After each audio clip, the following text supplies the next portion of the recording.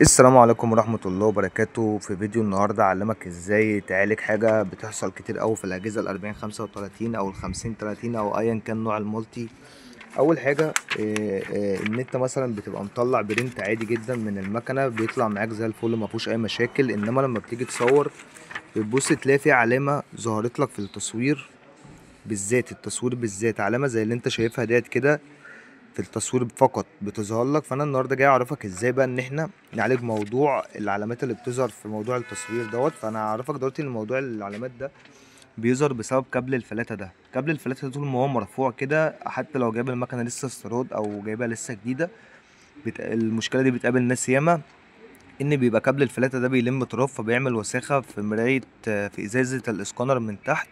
فطبعا اعلمك ازاي النهارده ان انت تفك الفيدر بتاع المالتي، تشيل الفيدر خالص وتطلع الازازه دي كلها كامله بحيث ان انت تنضفها من تحت. وطبعا هشرح لك شويه حاجات برضو مهمه عن المكنه، فعايزك تتابع معايا الفيديو. بس قبل ما نبدا عايزك تصلي على النبي وتعمل اشتراك في القناه ولايك للفيديو. وتعالى بقى واحده واحده كده اعلمك ازاي تفك الازازه ديت. ومش لازم تكون مهندس او فني صيانه او ايا كان، ممكن تكون عميل عادي وعندك المكنه ديت، خليك تقدر بنفسك ان انت تحل كل المشاكل ديت، وان شاء الله نحلها مع بعضينا. اول حاجه احنا هنعملها هنقفل الفيدر بتاعنا. تمام، بنيجي نفك الجزء دوت كده عادي، بيتشال كده عادي جدا خالص، هو بكليبس بيتشال كده عادي. تمام، الكفر اللي قدامنا دوت دلوقتي هنشيله بان احنا نجيب مثلا مفك عده ونبدا ان احنا ايه ننطره.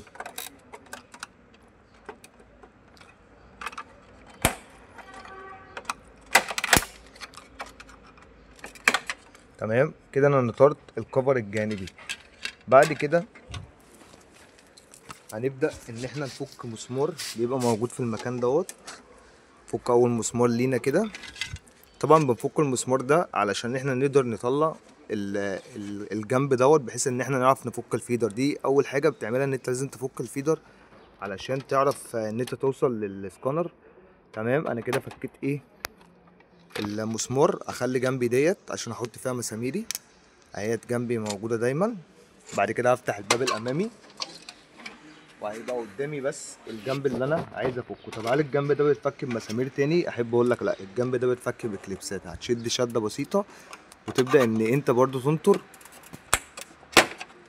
الجنب ده بكليبسات بس واحده واحده. طبعا انا عشان متعود عليه فعارف انا بفكه ازاي.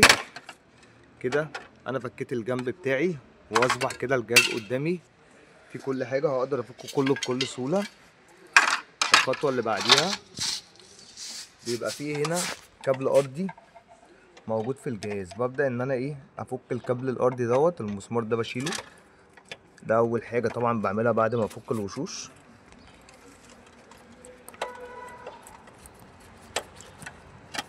ده ارضي الفيدر. تمام، بعد ما بشيله برضو هنيجي هنا هنلاقي كليبس بتاع كابلات الفيدر. هشيل افتح الكليبس كده وهبدأ ان انا افك كابلات الفيدر. ادي اول كابل اهو، تشده كده. الله اكبر الله اعظم. هوقف الفيديو بس لحد ما الاذان يخلص، انا معاك برضو في الفيديو اهوت.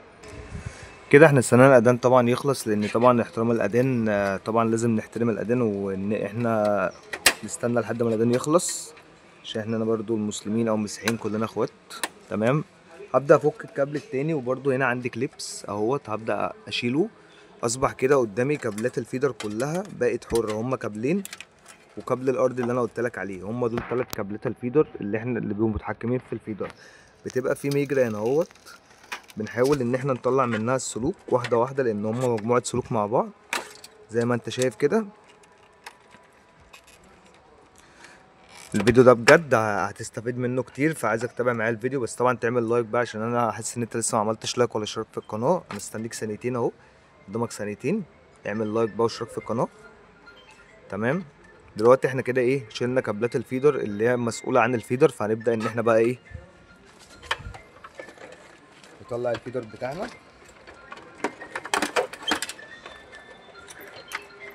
سلك من تحت كده الكابلات لحد ما تطلع معايا كده ايه.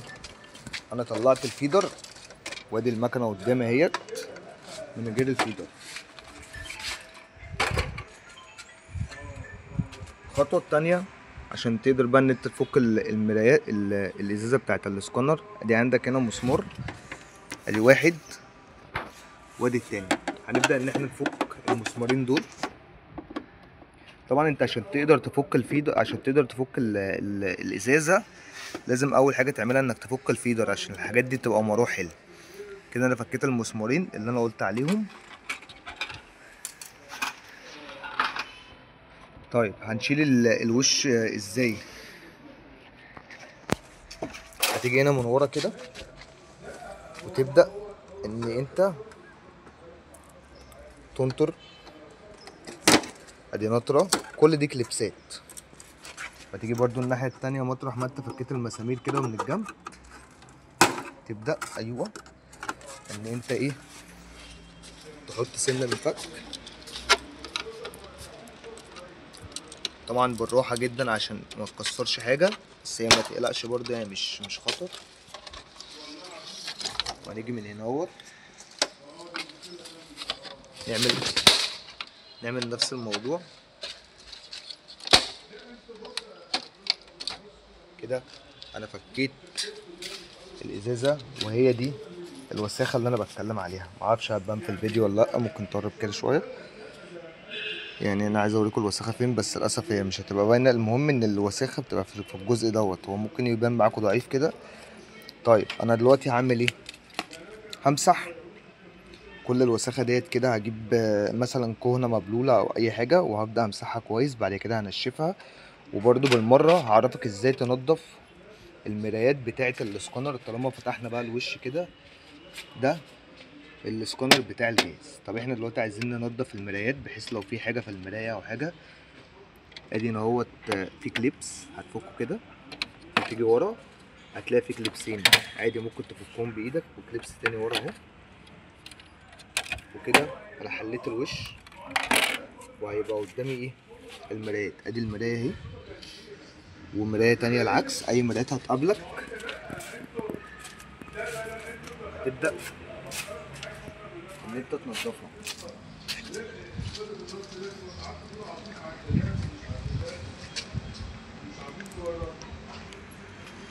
ادي مرايه، هبدا ان انا انضف مرايتي. ومرايه في الوش هي كمان هبدا ان انا انضفها بكونه ناشفه كده. بلاش ان احنا نجيب كونه مبلوله، يعني انت يا دوبك بس بتمشي كونه ناشفه كده على المرايه بحيث ان هي تنضف. وده العكس برضو، في مرايه هنا العكس بتنضفها. بعد كده بترجع تركب تاني الوش بتاع الاسكانر.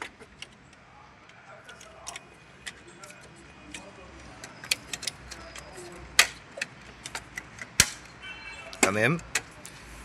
بعد كده هجيب المرايه اللي هي فيها المشكله. انا هحط لك هنا اهوت علشان تبدا تشوف، يعني تحاول. انا مش عارف للاسف اوريك الوساخه، بس ما علينا. يعني هو هنا الجزء ده فيه وساخه، فانا هجيب كونه مبلوله وابدا ان انا امسح كل الوساخه اللي موجوده على الازازه كويس جدا.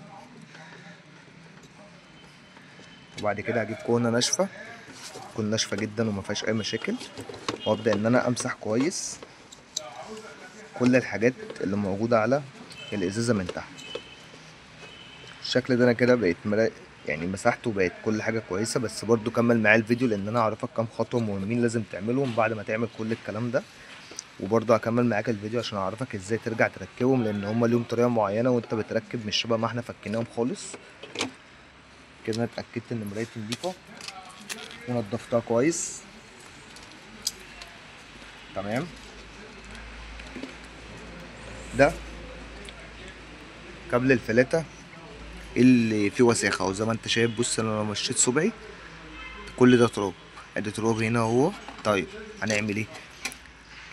افرد بايدي كده سنه وهدوس عليه دوسه بسيطه من الجنب كده، دوسه بسيطه مش اللي هو ان انا اقطمه، دوسه كده بسيطه بحيث ان هو يبقى يريح. بعد كده هبدا انضفه كويس لان هو ده اللي بيبقى عامل تراب. بعد ما نضفته هبدا ان انا اركب الازازه بتاعتي وش الاسكانر. بعد ما هو نضف الكليبسين اللي قدامنا دول لازم الاول يباتوا في مكانهم. هتلاقي مكان للكليبسات. تمام.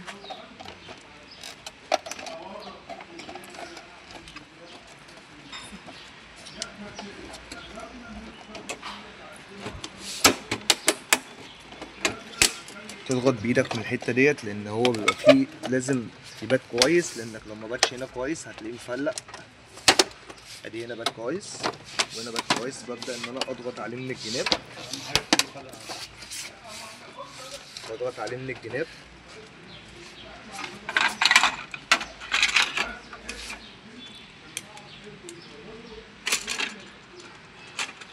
ارجع اركب المسمارين بتوعي اللي انا فكيتهم تاني.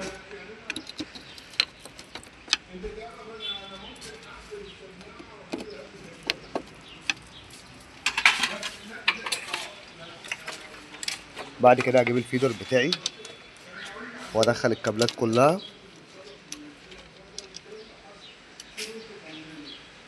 انا اسف لو طولت عليك في الفيديو، بس انا كل دوت علشان انت تقدر توصلك المعلومه وابقى علمتك حاجه فعلا تستفاد منها، ما يبقاش شبه فيديوهات اليوتيوب اللي هي بسرعه بسرعه بسرعه وفي الاخر انت ما بتستفادش بالمجموع بالفيديو كامل، او ما بيوصلكش المعلومه صحيحه. ولما بتيجي انت تنفذ اللي انت شفته بتلاقي ان في حاجه وقفت وانت مش قادر تكملها. تمام. انا كده نزلت الكابل. بيبقى عندي هنا 2 قفيز، بدخل ال2 قفيز في اللوك هنا، وبعد كده برجع الكابلات بتاعتي في المجرى بتاعتها تاني. وبقوم اول حاجه اعملها ان انا بركب كابل الارضي بتاعي اللي انا خلعته اول حاجه في الفيديو. ادي كابل الارضي. انا مش شايف بس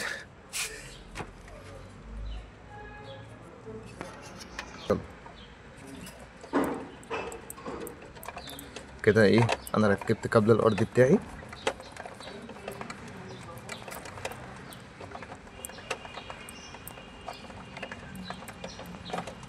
تمام.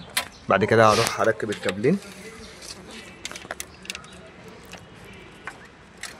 هو دايما بيبقى فيه كابل طويل وكابل قصير. ادي الكابل الطويل وادي الكابل القصير. هتلاقي 2 بيت احنا خلعناهم منه. معلش ممكن تيجي كده شويه عشان نعرف نشوف.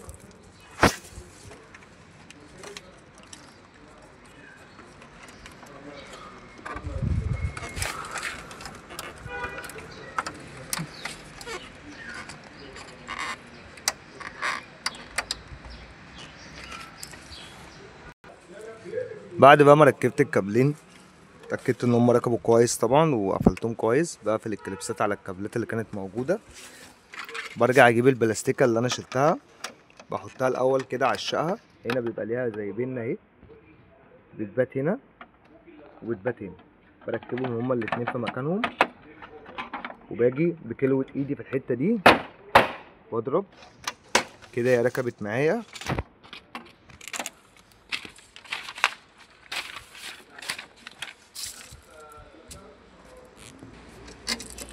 بعد كده هركب المسمار اللي انا خلعته. المؤاخذة.